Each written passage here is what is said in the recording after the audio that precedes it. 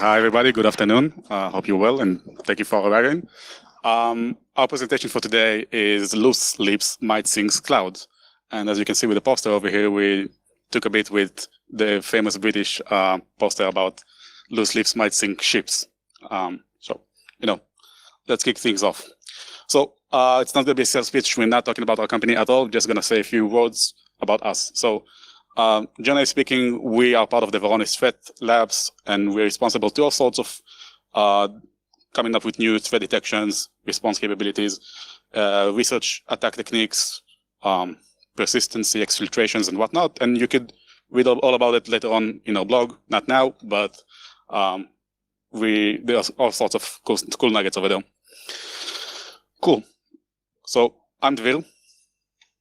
Hello, I'm Jason. Nice to meet you all. Yeah, and Get that sorted. yeah, exactly.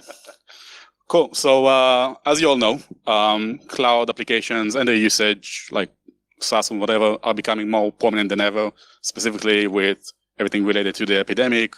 And organization needs to rush, to allow employees to work from home rather than from the safe environment and safe quarters of the classic on-prem IT. So organizations knew where the organization actually start and ended, right? We know that we have these assets. We know that we have these on-prem assets.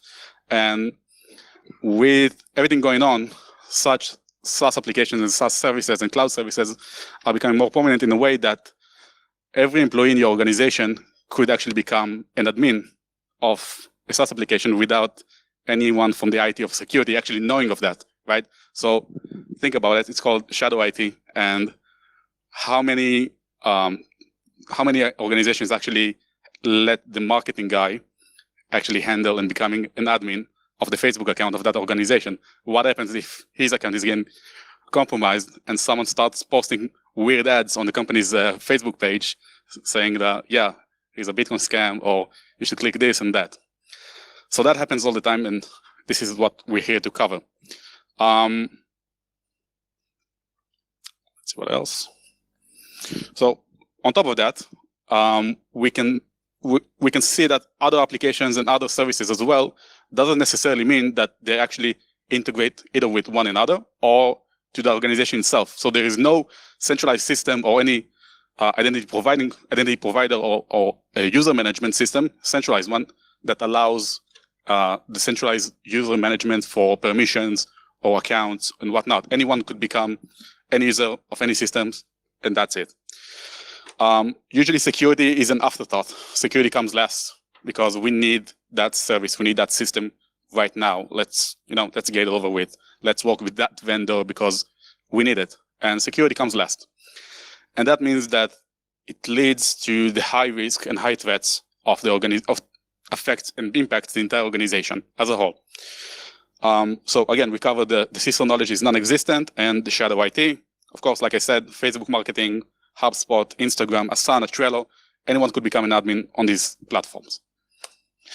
So, as always, threat actors might come up with new TTPs, new techniques and tactics and procedures, but they continue to use the same age-old TTPs that we're all aware of, such as credential stuffing, phishing campaigns, exploiting publicly accessible services with publicly accessible exploits. And sometimes, like, in order to gain some information about the organization, about your business, it doesn't take more than a browser. This is it. That's it. And usually the mistakes that keeps on coming are misconfiguration, oversharing, and open invitations, which, misconfiguration is trying to, giving everyone the highest permission available, like for all the time, yeah, I need access to that document. Okay, let's, take every permission that you need. Oversharing, allowing the information to be leveraged and misused later on. And with open invitation is allowing non-organizational users to join and access content, such as video conference and Zoom chat rooms, specifically for, I have a SharePoint link, I'm just going to send it to that vendor, and that's it. The link is still alive and still accessible by anyone from outside of the business, right? So it happens all the time. For example, third parties and subcontractors. For example, you have your third parties and they have their on third parties, what's going on when they try to share your data with their third parties. We are losing control of this data.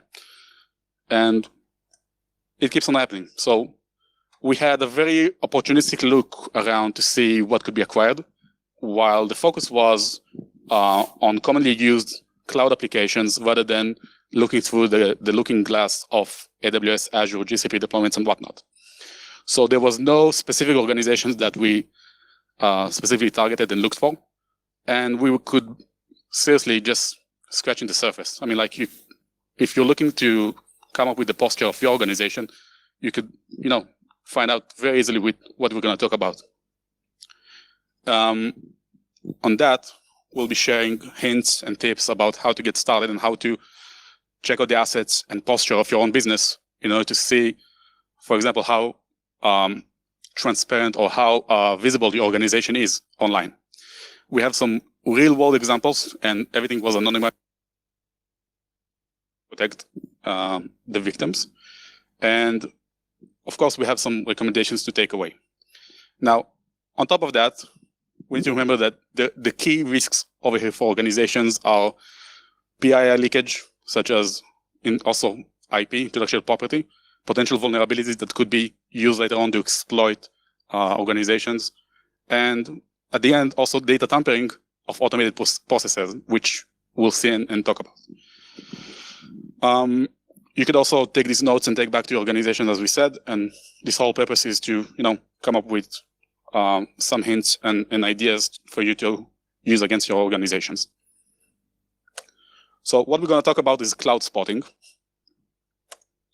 And we have two approaches for cloud spotting. This is the fact that this is the actual actions that we talk about.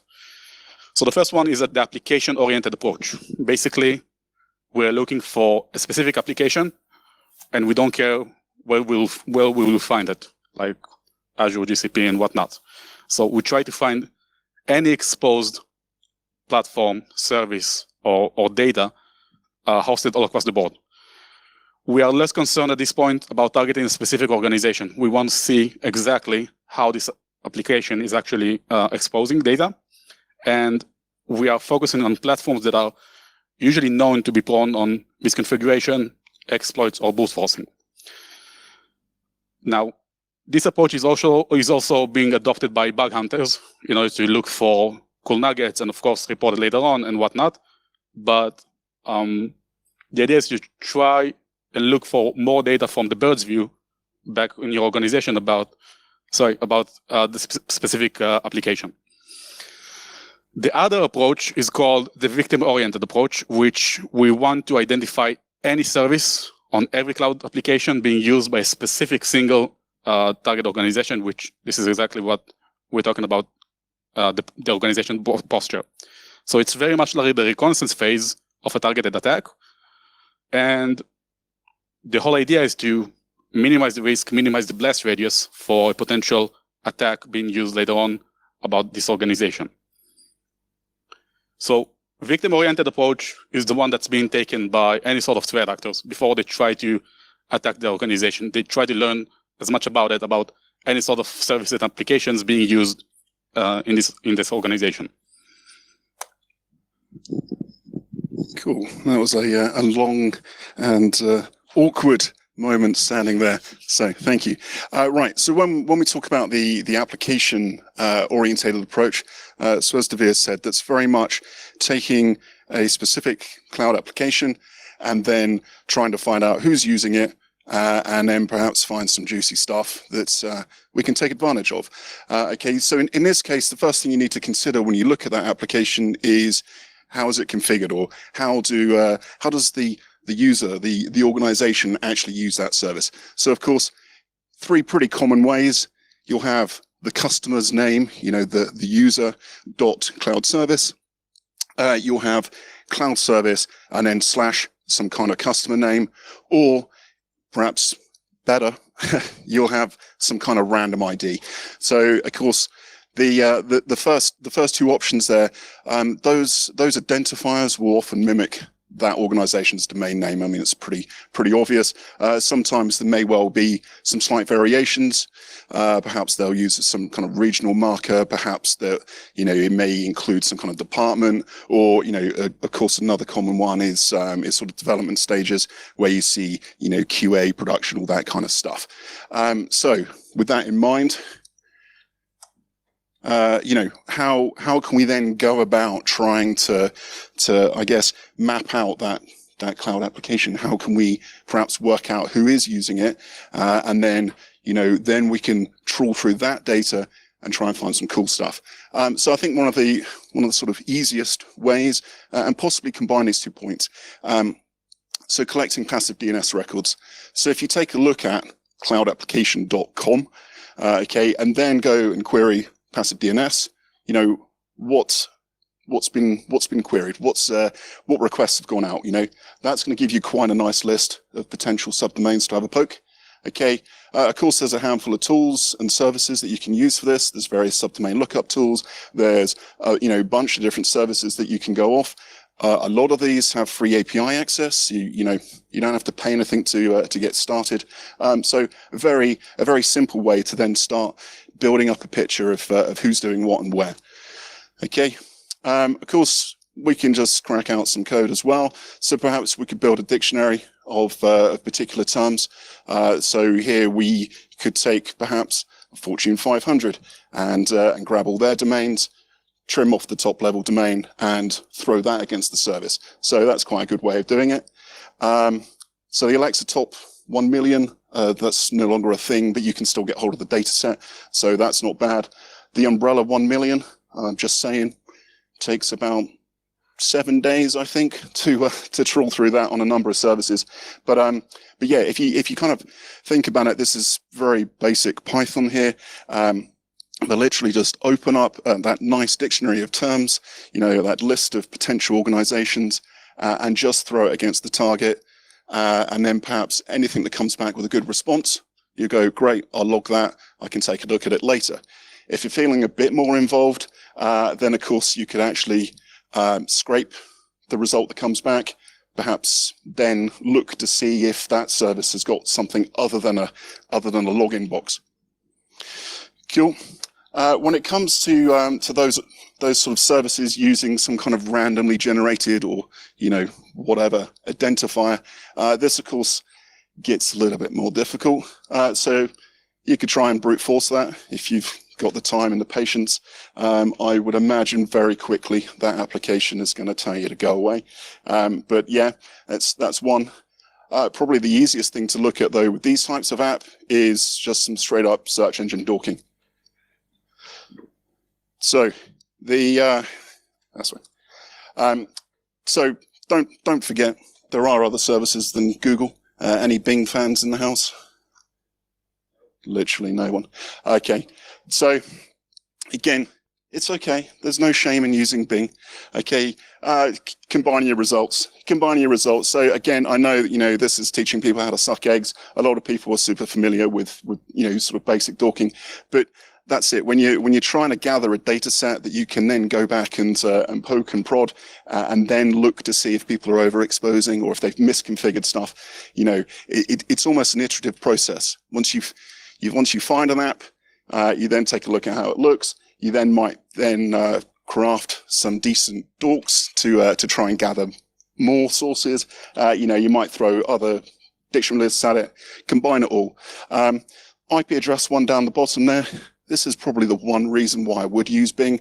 So the fact that you can chuck in an IP and then potentially get a list of search results back that show you domains that are being hosted on that's kind of useful. This one in particular, if I remember, is Alsatian. So they've got some stuff on AWS. So again, poke around, throw it back in, see what comes out. Okay, from a defensive perspective, even, you always have to think of yourself as the attacker, So I'm sure there's sort of offensive practitioners in here as well as defenders. So if you are defending, pay attention as well. You need to poke and prod your own infrastructure, see what's going down. when we're when we're looking at this and when you're trying to find out everything about your own organization, you can absolutely use the methods a moment ago. You can chuck keywords at certain services. You can you can look at external passive DNS sources, all the rest of it. Also look at your own DNS configuration. Check out the CNAME records. Perhaps you'll see some service that's you're redirecting some nice friendly internal name to some external service. And of course, as an added bonus, you may well find some subdomain takeover opportunities as well, in which you've got some lingering record pointing to some third-party app that's no longer being used. So it's all about knowing your configuration, knowing what's going on. Again, tweak your dorks.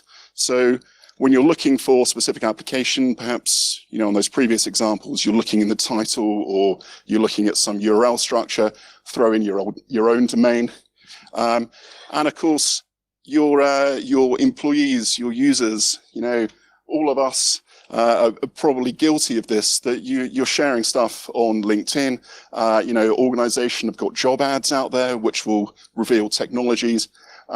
All of this kind of open source intelligence gathering, again, can give you an indication of the cloud apps that are in use by an organization, and then you can start giving them a bit of a bash. Okay? Yeah, just a sec. No, wait a second. So all that. So we need also to ask a few more questions, such as what are we planning to achieve? We need to think like threat actors and think in that mindset. So again, what are we planning to achieve? What's the posture? How can we minimize it? Who are we targeting? Us, of course. Why are we doing this? What is our business goals? What are technologies being used, SSO, identity providers, knowledge sharing platforms like SharePoint or Atlassian or whatnot?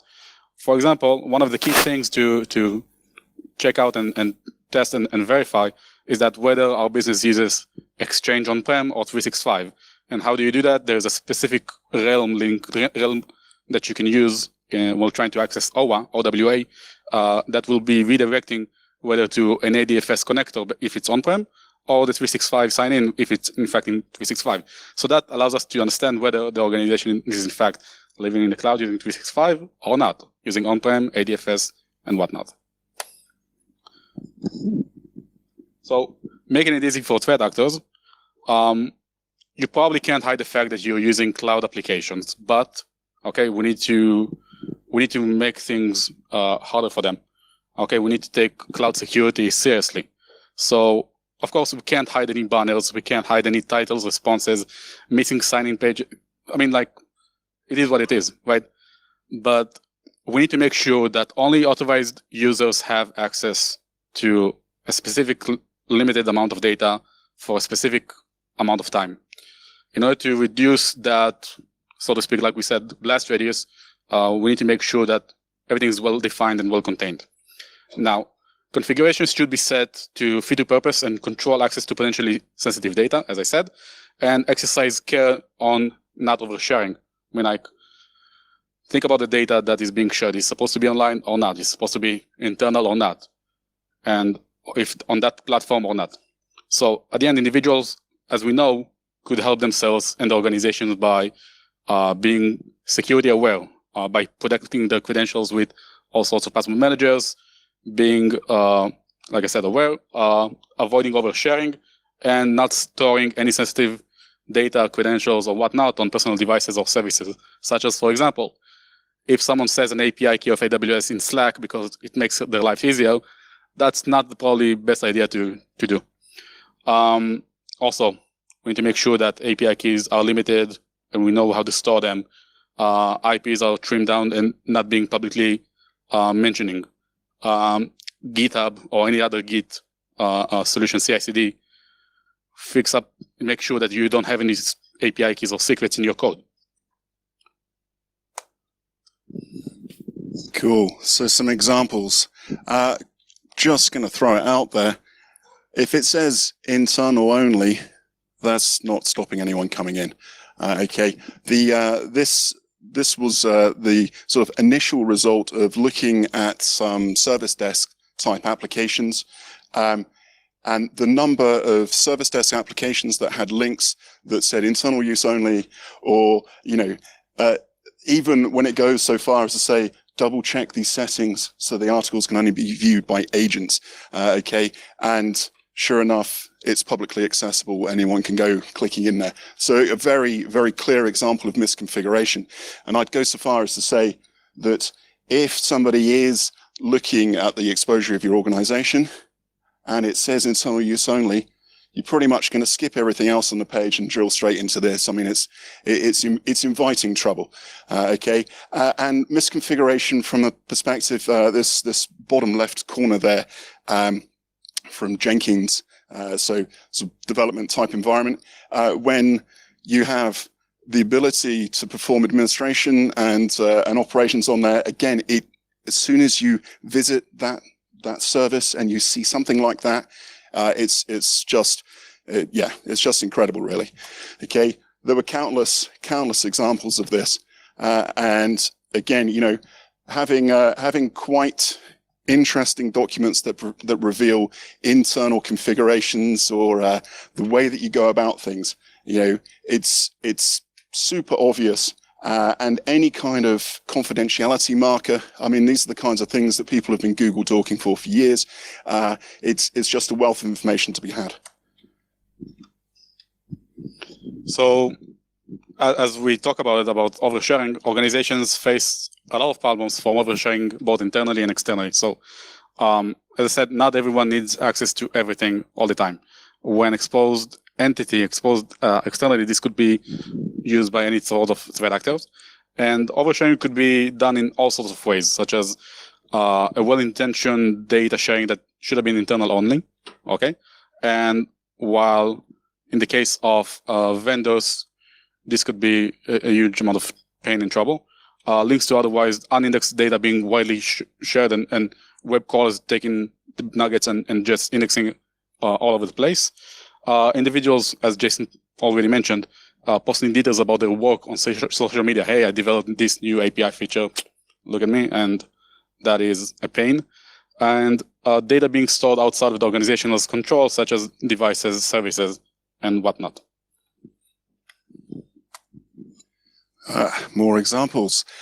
So oversharing. So yeah, absolutely. So oversharing can be at an organizational level. So you're sharing information which really probably is for internal consumption, or it's only perhaps for viewing by select people. So when you just throw it out there and anybody and everybody can access it, it's just a case of whether they get to it or not. That's not so good. So there were countless examples of where perhaps internal infrastructure and the way that perhaps you're doing things internally are exposed. So again, on sort of individually, these things might not be so bad. When you think of a threat actor that's conducting some recon, that's looking to target your organization, any of these small pieces of information can then help them either craft a decent lure to target individuals at your organization, or it gives them an idea of where to go once they're in. So we've got examples here that provide internal IP details. Okay, yeah, is that interesting? Yeah, sort of, maybe. When they talk about password managers being used and where that password manager data file is kept. Okay, well now we're starting to actually provide details that if someone were to compromise your network, they know exactly where to start going and looking for the real treasure, I guess. Okay, and also listing details of applications that you're using. So providing screenshots, internal screenshots that include a list of all the apps that you're using internally. So again, when you think of the process of reconnaissance, it's quite an iterative process. You find out some stuff, then you go off and you dig into that, and then you find some more, and then you come back and you can dig into that. So it allows you to kind of really build up quite a nice picture of what's going on internally. From an external perspective, that's again pretty interesting stuff. So if I'm targeting an organization, one of the first things I might do is perhaps determine, what domains are they using, what IP ranges have they got allocated, you know, sort of build out that sort of picture of their external exposure. Now, you make life easy for us if you're sharing articles that have also got that kind of information. It may well be that some of these IP ranges are, you know, they're not actually assigned to you as such. You're using them, but perhaps they wouldn't show up on a normal search. So again, exposing data, which is very useful to a threat actor. And organizational structure. So here we have a really helpful post. You know, it just says company directory. You know, Brad was the author. Did I find it helpful? Absolutely, Brad. Thank you very much. So what we've got here is a nice spreadsheet, viewable using Office Online. So I didn't even have to have Office installed. Great. And it includes the internal contact details for everybody across the entire organization. So yeah, okay. What can I do with that? Well, hi, Brad. It's Dave, the CEO, and I'm currently in Geneva. And my password isn't letting me in. Please, can you reset it to Insomnihack? Okay. It's this kind of information that's that allows a social engineer or a threat actor to have a great idea of what's going on, to be able to throw in pieces of information which might then convince an unsuspecting user or employee of your organization to then grant some other access. Cool. Credentials. I mean, people aren't really posting stuff on sites that say public. I mean, like the clues there. If you're using a publicly viewable cloud service to keep notes based on your organization, perhaps keep credentials, particularly for web servers and social media accounts. So these types of examples were coming up as used by probably marketing departments and similar types of people. So not necessarily security savvy, not necessarily technically savvy. They're obviously making lives easy for themselves, but in the same time, they're oversharing, making it easy for everyone else. So, are you being too helpful? I hope not. So, of course, there's absolutely a need for some organizations to share knowledge, okay? It goes without saying. If you're a software vendor, a hardware vendor, you know, any organization, you are going to have documentation that you want to share with your customers. I guess the question you have to ask is, does everybody in the whole world need to know what we're going to share? You know, can we limit that information to perhaps just verified customers? You know, perhaps we have some kind of customer logon or something. And again, the examples here. So I'm not going to name any names. Absolutely, that would be terrible. But point of sale vendors, the little hardware device pin pad type guys, for some reason they love to share the details of the passwords and the key presses used to get into the menu on those devices. So again, that's quite useful information if you want to start messing around with something.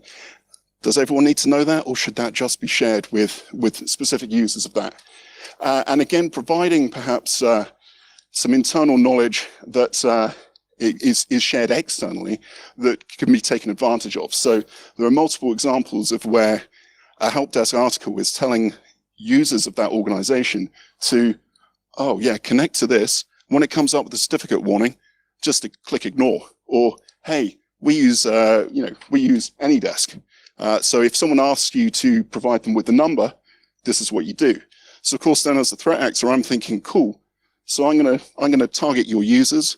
They already know that if they see something like this, you know, this nice red alert, that they can safely ignore that because there's help desk articles that tell them to do it. You know, when I ask them to install some remote administration, some remote access software, they're like, oh yeah, cool. I do that all the time. So again, does it really need to be shared externally, or are you, kind of stitching yourself up? Cool. So with that in mind, there's tons of information out there. And of course, we always tend to think like, oh, got to read pages and pages of stuff when doing recon. Okay. But don't forget that video content and images can also be a great source of information.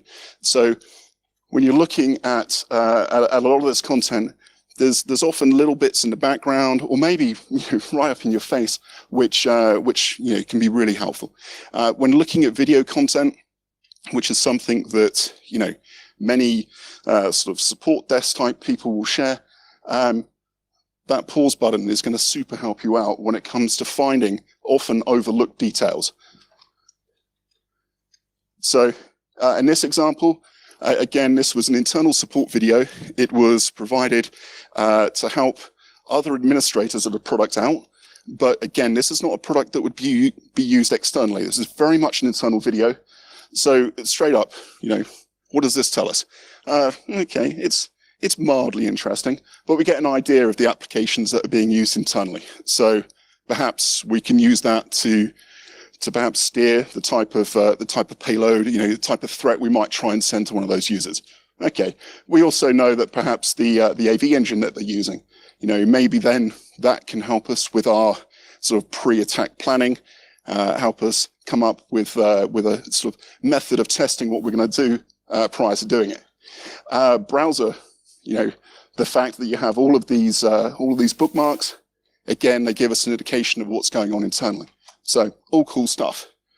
Now in this particular video, 1Password pops up on screen, and the narrator of the video tells the other support guys, hey, yep, log into 1Password, grab the master password. Okay, again, we haven't got access to 1Password, but knowing that it's in use, knowing that it's out there, that could be beneficial later on in our attack. Okay, we know that there's a universal logon or a master password that's used on their product. So again, that gives us something to perhaps target and look for later. The fact then we have an account and we know the password length. Okay, maybe we could use that. But again, these are very small details tucked away in the video that can help us to formulate a plan when it comes to actually attacking. So another example of sort of when sort of video and image analysis comes in handy, we don't always have to think of ourselves as bad guys. We can be good. So perhaps you're doing some threat actor tracking or similar, and again applying the same logic to the task. So being able to pause when someone's filling a form. So hey, this is an example of how you log on to this service. Cool. That form autofill pops up for a fraction of a second as they start to type in whatever credentials they're logging in with. So again, we can pause at that point, use that to extract some interesting indicators. And my personal favorite, the browser address bar. So again, someone's demonstrating something in a video, the browser's open, they hit the address bar, just as they're about to start typing, the autofill jumps in and reveals their dirty secrets. So, on the left-hand side there, you can see perhaps some of the sites that they frequent. The blurriness, of course, is because these screen grabs are from video content, but on the right-hand side here, we have perhaps details of a potential threat actor or threat group, which is interesting. We can see in caps there that they are interested in nudes, potentially skin-colored tights or something, I don't know. And also we have a local site which could give us an indication of where that threat actor is located. So it's almost the same logic applies to when investigating an organization or investigating a threat actor. Yeah, super cool.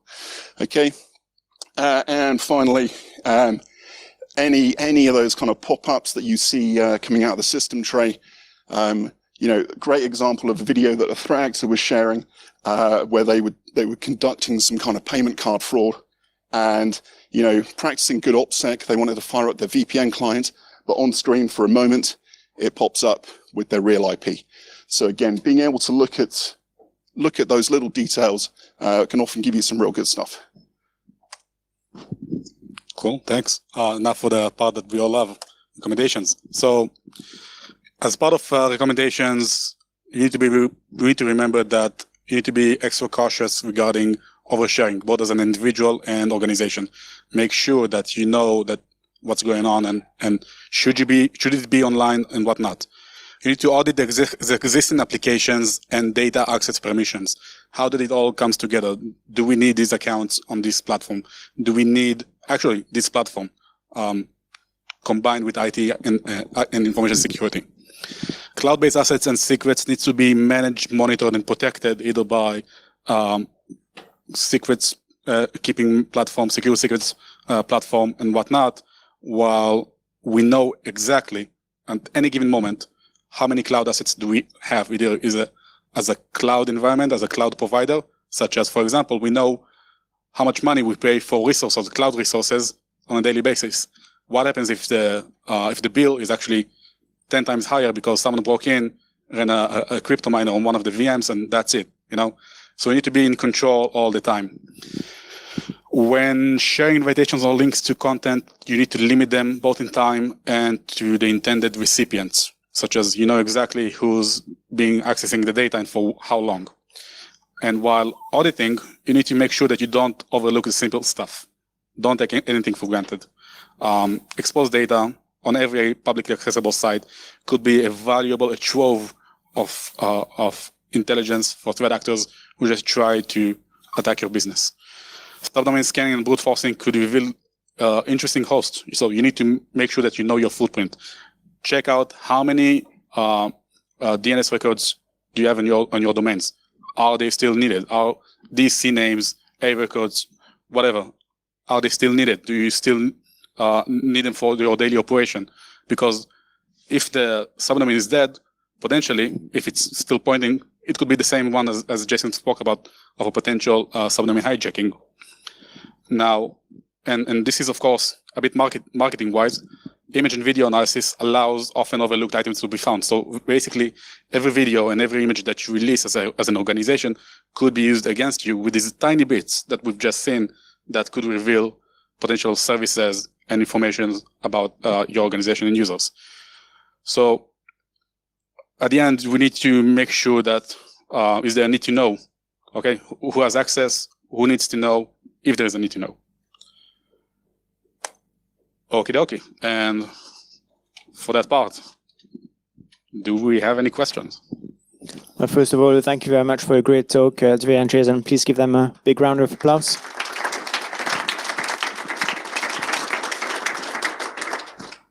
Yeah, are there any questions for them?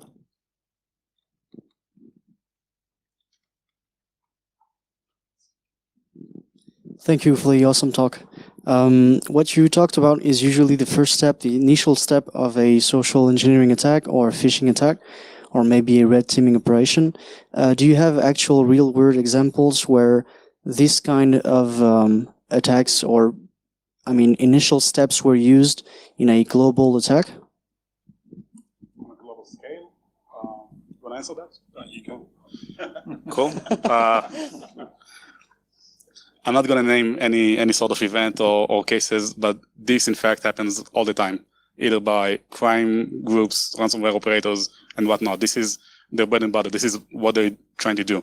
They map up a scale of the organization. They map up the weaknesses. They map up the information being shared, who to target, whether it's personal accounts or any other thing. And think about that. I know that a certain person works at a certain organization, and I also found their personal email. Now we're going to target them through the personal email because we know that businesses' emails are much more protected than the usual ones. We have anti-phishing mechanisms and whatnot. But on the personal level, how many personal email accounts are in fact protected against potential phishing? So it actually happens continuously on and on and on. Thank you. Yeah, I'll chuck a couple of words on, actually. It's given me time to think.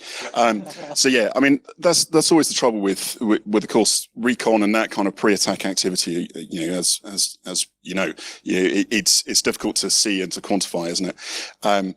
So and it's always that part. When you think back to kill chain, which was super fashionable a good few years back, that was always at that point in the kill chain. It was really difficult to see what's going on and to get an understanding. I would suggest kind of anecdotally that it sort of seems in some cases ransomware operators are definitely having a good sort of recon phase. And I think perhaps, when you look at some of the data that is overshared and when you look at some of those misconfigurations, I think it's very easy to see that those types of operator would know to go looking and could very easily take advantage of it. So yeah, I think to answer the question or to completely skeet around it, it's super difficult to know who's doing what recon. And of course, everyone's being scanned all the time by everyone, good and bad. But that's it. When you have got this kind of stuff floating around out there, it's literally a matter of time before it's used. So, all those credentials that are being shared by individuals, as it happens, some of those posts and some of that information that was shared, it was years old. And so it's safe to say that's long been burnt. Why they haven't gone back and cleaned up their own sort of oversharing, I don't know.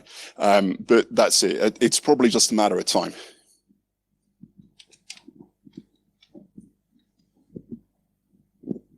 Any more questions for them?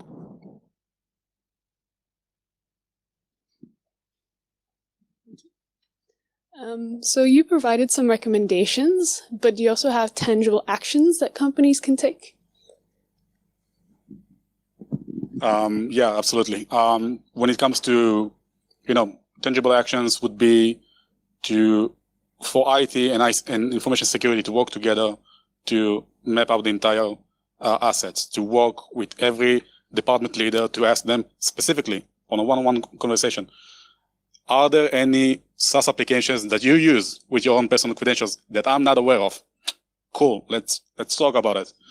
And start minimizing the entire applications and permissions and connecting it all together, because this is in fact the pain point. This is in fact the potential blast radius that could happen. And of course, awareness and making sure that it's a bit about governance, about how information security actually controls the business and are fully aware. On top of that, I would definitely recommend on getting incident response procedures well tightened and sharpened at any given moment.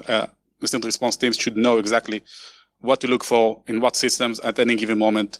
And of course, not to delve into that, but it goes on and on. And so would you say that cyber awareness is a huge factor in this? Absolutely. I mean, like at the end, since the responsibility relies at the end user of every organization, we need to make sure that sometimes not the less technical personnel will know how to act online, what to share, what not to share, according to company procedures and whatnot. I think awareness is a key factor when it comes to how users maintain and keep their passwords and not sharing it around. Or should they disregard weird emails coming from, I don't know, a guy that talks like the help desk? It's being aware is a key factor. Thank you. Thanks. Any more questions?